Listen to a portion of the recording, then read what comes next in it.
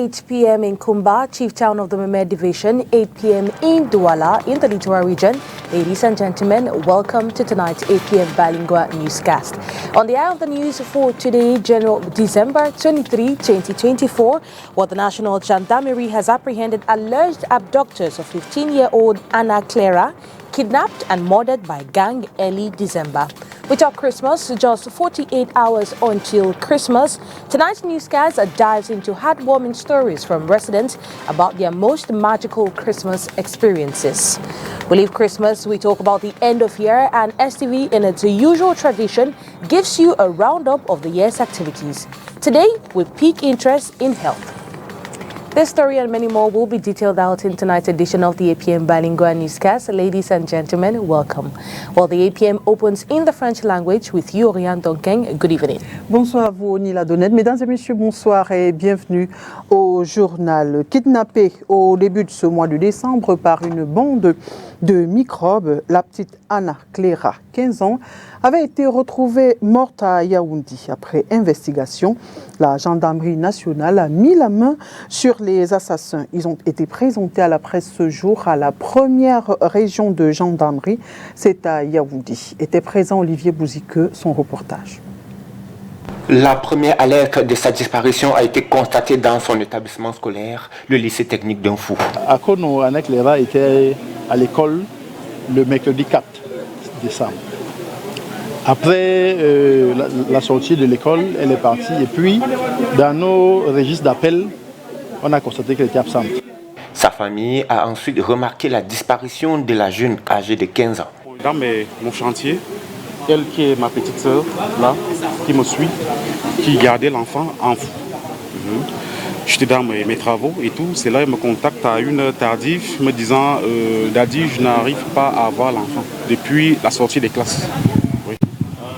Et au moment où on parvient à voir le numéro, quand le numéro passe, ce soi-disant, je ne sais pas trop comment je peux l'appeler, parce que c'est un assassin, un diable, un démon, demande des rançons d'argent de 600 000 francs, et s'il n'y a pas une somme de 600 000 francs, que j'oublie ma petite princesse. Bon, j'ai demandé qu'est-ce que je peux faire comment pour que tu puisses avoir cet argent, et je fais comment pour avoir ma fille. Il a commencé à nous trimballer, manipuler et tout. Ils ont démarré les investigations avec le soutien de la gendarmerie nationale. Selon l'enquête, la jeune fille a été victime des réseaux sociaux. La jeune Carole a connu M. Mbarga et son groupe à travers les réseaux sociaux. Vraisemblablement, lui ont fait des promesses, des grandes promesses d'ailleurs.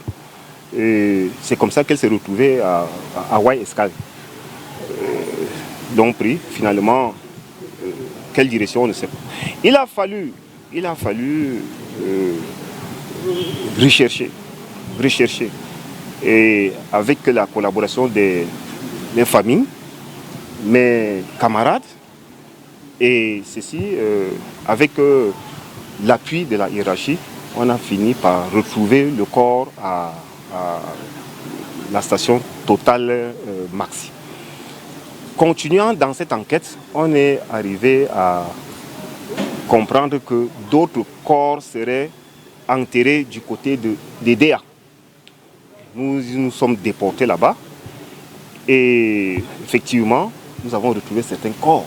Et ses complices, j'allais dire ses co-auteurs, chance qu'on a réussi à couper la veine et 2 à 3 jeunes filles sont restées vivantes. Au moins 5 plaintes pour kidnapping avec demande de rançon sont enregistrées par jour dans les services de gendarmerie. Les bourreaux se réclament du phénomène microbe.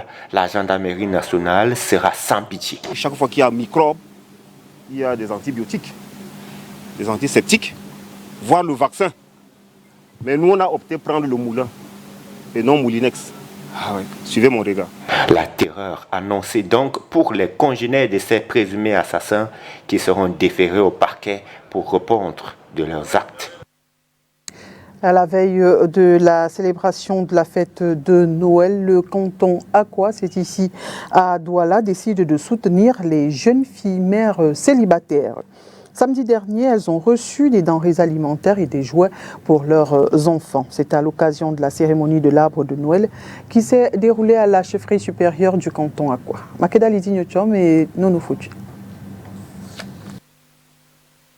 Pour cette première édition de la cérémonie de l'arbre de Noël du canton Bonambela à Akwa à Douala, la Fondation Bonambela décide d'encourager la résilience des mères célibataires au sein de sa communauté. À cet effet, celles-ci ont reçu le 21 décembre 2024 des denrées alimentaires et des jouets pour les enfants. C'était au cours d'une cérémonie qui s'est déroulée ici, à l'esplanade de la chefferie supérieure du canton Akwa. Nous avons été poussés par le sentiment de soutenir les plus défavorisés. Et c'est pour ça que ce jour, nous organisons cette cérémonie de remise de denrées alimentaires et des petits cadeaux aux enfants par rapport à la fête de Noël. Dans les paquets des enfants, il y a eu des jouets. Il y a eu ici aussi des petites choses pour le goûter. Et chez les mamans, nous avons prévu des denrées alimentaires pour qu'elles puissent passer Noël dans la joie également comme tous les autres. Oui, il y a eu 14 enfants qui ont reçu des présents. Ça, c'est la première édition et nous pensons que l'année prochaine, ça sera encore plus grandiose. C'était un premier essai. Et on peut dire que pour un premier essai, c'était une réussite vraiment. Un avis que partagent les jeunes filles mères de ce canton. Je suis venue, c'est ma première fois d'assister à l'événement des enfants, l'arbre de Noël. Je suis venue pour les cadeaux. J'ai dit merci.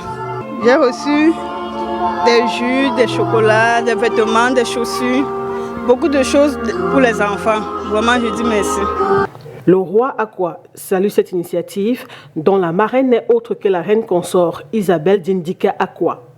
Que l'esprit de Noël qui est dans le partage et l'amour continue de nous animer. Nous avons ressenti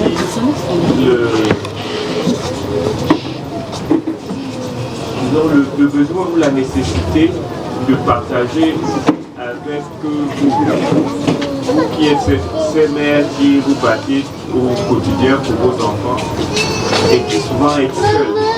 La Fondation Bonambela a pour but d'assister les couches défavorisées et l'événement du jour s'inscrit en droite ligne dans son programme d'action. Toujours dans la célébration de la fête de Noël, celle-ci est dans quelques jours d'ailleurs, intégrer les enfants démunis aux festivités, c'est l'objectif du concept Les cantines de Noël. La 5e édition s'est déroulée ce 22 décembre à Yaoundé. Le compte rendu avec Inès Pangan. La fête de Noël, c'est aussi pour les enfants démunis. Un moment de réjouissance, fait de chants, de danse, de déguisement et même d'un concours de beauté, donne à ces enfants de vivre la joie de la nativité, de manger ensemble et de recevoir des cadeaux posés sous le sapin par le Père Noël. Ils viennent de différents orphelinats de la ville de Yaoundé et ils ont été recensés avec l'aide du ministère des Affaires sociales. Ils n'ont pas forcément l'argent, on n'est pas sûr qu'ils auront un jouet à l'occasion de Noël. Or, on sait bien ce que Noël représente pour un enfant. Vraiment, la Noël, c'est toute une symbolique pour les enfants. Donc, un enfant voit que, il voit à la télévision que comment le Père Noël donne les jouets à un enfant que lui n'est pas sûr qu'il en aura. Il est dans son voisinage, il voit comment il y a une effervescence autour de lui et que lui, il ne vit pas ça. C'est un peu traumatisant. Et donc, nous, on s'est dit voilà, qu'on allait quand même éviter ce traumatisme-là. Le concept est baptisé Les cantines de Noël. Il est à sa 5e édition. Le souhait des promoteurs, c'est se réjouir avec les enfants et espérer avoir d'eux de bons résultats en fin d'année scolaire. Les orphelins, ils sont encadrés par des orphelinats, donc voilà qu'ils donnent de la force à ceux qui les encadrent en ayant de bonnes notes à l'école. Donc c'est le message qu'on leur a passé. L'événement se déroule ce 22 décembre 2024 en plein centre de la ville de Yaoundé. Christmas page. What is the place of greeting cards in today's way of celebrating Christmas? Let's cast our minds back to some years ago where loved ones or our loved ones used to send us our greetings or their earnest greetings through cards or pen down their messages. Today, the advent of the social media has pushed that away, with many leaning towards messages on WhatsApp and normal SMS. Let's take a listen to some inhabitants here in the capital, in the economic capital, Douala. I wanna wish you a Merry Christmas. I wanna wish you a Merry Christmas. I wanna wish you a Merry Christmas from the bottom. Gone are those days where greeting cards used to be at the center of festive celebrations. Very few individuals nowadays use this medium to transmit their best wishes. Technological advancement like WhatsApp, messages, Facebook has replaced the handwritten messages. Greeting cards are not my priority. What occupies my mind is buying dresses for my kids. Besides, now, I can call or send a message to my loved ones this season. Pas d'autres canaux. Mais aujourd'hui, avec le téléphone et autres, on se sert beaucoup plus du téléphone. Today we use the Android phones to send our wishes, because sending a card takes time, but it's faster with phones. Alors qu'avec le canal Android, c'est rapide.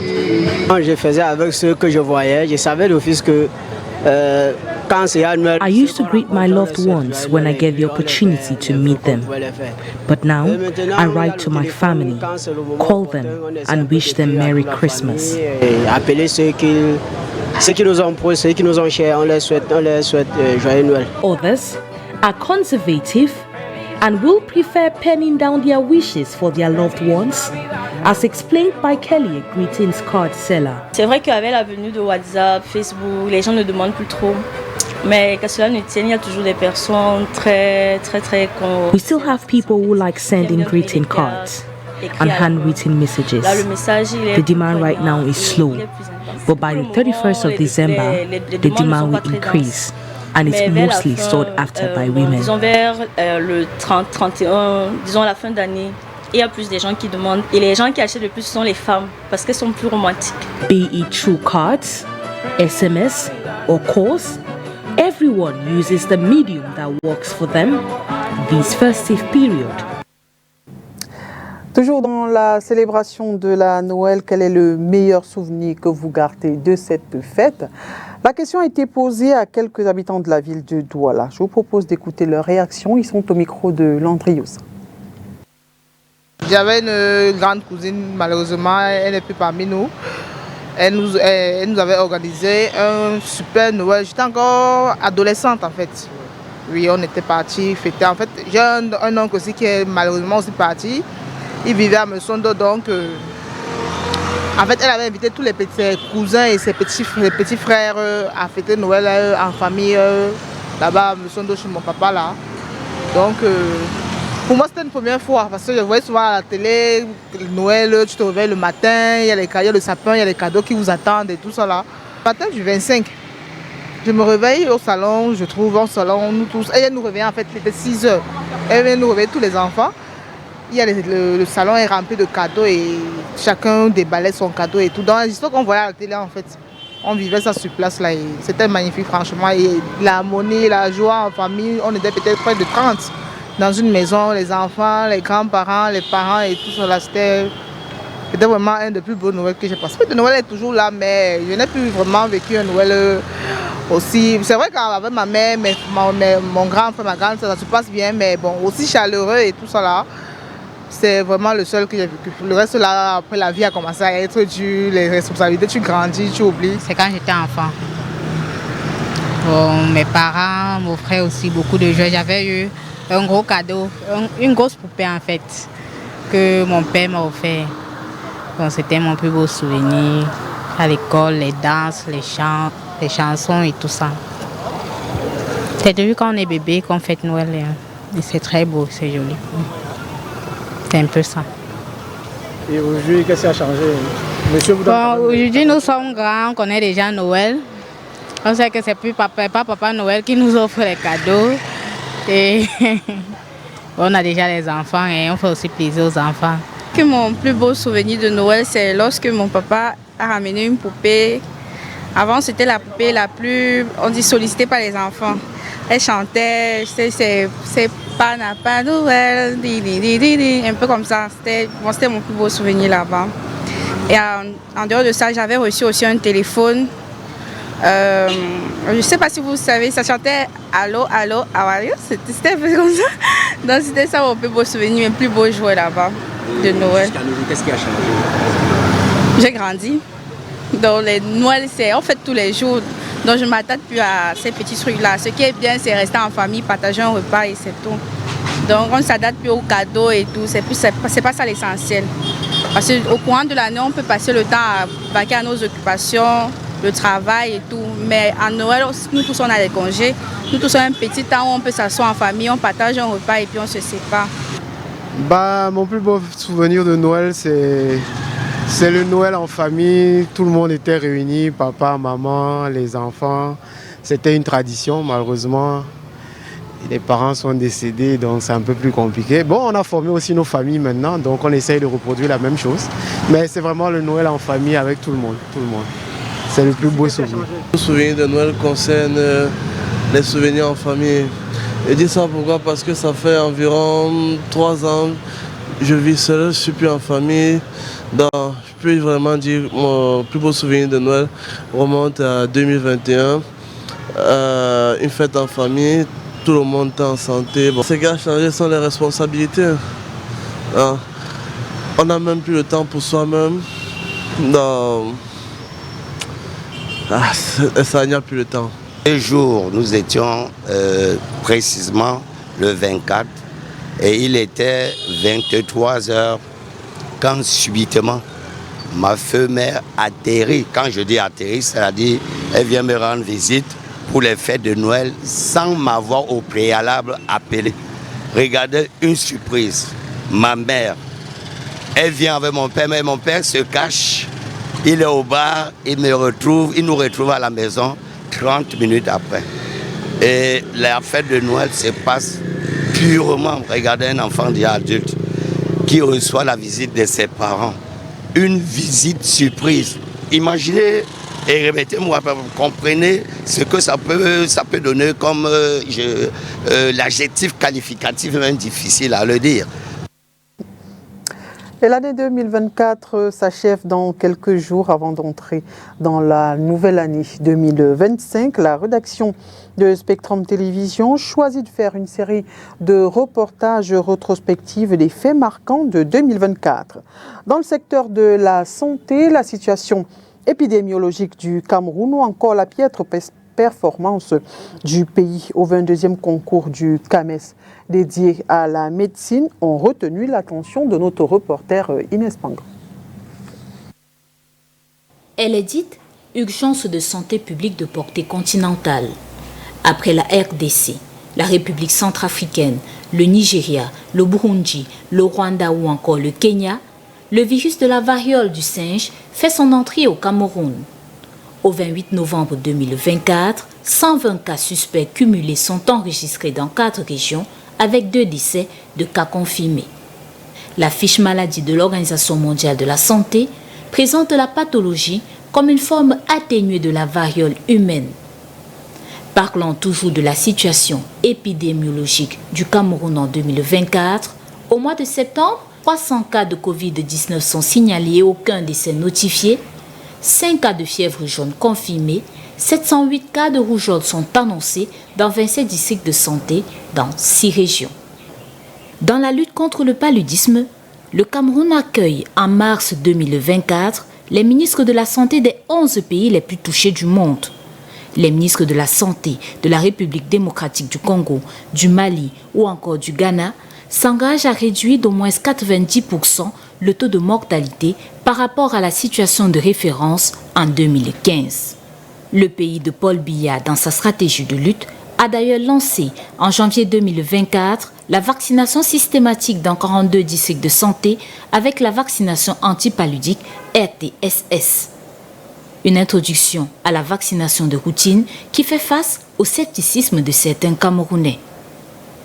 Autre fait majeur de l'année 2024, c'est la problématique des BTS HND et des CEP en santé. L'Ordre des professions médico-sanitaires recommande aux personnes désirant recevoir une formation d'infirmier, sage-femme ou technicien médico-sanitaire de passer par un concours national organisé par les ministères de l'enseignement supérieur et de la santé. De ne surtout pas s'inscrire dans les instituts de formation privés. La santé en 2024, c'est aussi la mauvaise performance du Cameroun au concours CAMES en médecine.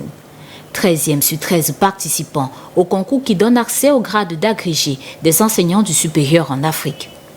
Le népotisme dans le choix des candidats serait selon certains la cause de cette piètre performance. Sur 17 candidats présentés par le Cameroun, seuls 4 sont admis au 22e concours du Conseil africain et le malgache de l'enseignement supérieur dédié à la médecine. News out of the country. Well, the magic of Christmas is lighting up New York City. And nowhere is it more dazzling than in Dyker Heights, a neighborhood famous for its extravagant holiday displays. More with our foreign partners, the Voice of America. Dyker Heights, a Brooklyn neighborhood, transforms into a holiday paradise every December.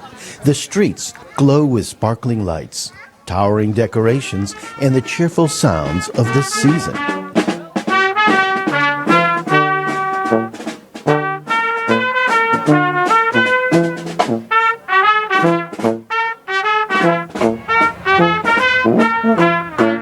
What began in the 1980s with a few dedicated homeowners has grown into one of New York City's top holiday attractions.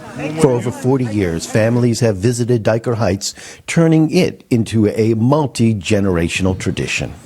This is a yearly thing that we do annually with all our nieces and nephews and family, and we come and look at the lights. The displays range from classic Christmas scenes to playful characters like Frosty the Snowman, the Grinch, Minions, and of course Santa Claus himself. It's really interesting to see the neighborhood so beautifully lit up, everybody with a kind of unique design. It really gives personality to this neighborhood. Families stroll through the streets, snapping photos, marveling at the intricate displays, and soaking in the holiday magic. Me and my wife are taking my son. This is his first time. He's 2 years old. And Dyker Heights, even though I'm from Staten Island, Dyker Heights has always been the place to come and celebrate Christmas and watch all the beautiful lights. Months of planning go into crafting these breathtaking displays, which bathe the streets in colorful lights and draw both locals and visitors from around the globe, including this family visiting from Croatia. I think it's very nice. I think the people who live here, they don't have peace. Lots of people every day, but it's very nice, it's different, and I think it's very beautiful. For a holiday experience that truly dazzles, Dyker Heights is the place to be. Aaron Rainin, VOA News, New York City.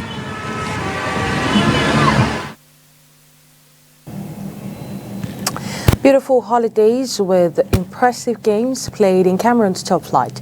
Well, over the weekend we've witnessed matches counting for day 4 unfold with more away wins than home win. I talk of wins from Colombe Sportive, Banter from Asov Douala, from PWG of Bamenda. The roundup of games played in the MTN Elite One Championship is in this report. Match day 4 of the MTN 8-1 Championship was packed with thrilling action and standout performances. In the regional derby, PWG of Bamenda triumphed over Young Sport Academy with a 3-1 victory at the Buddha Municipal Stadium.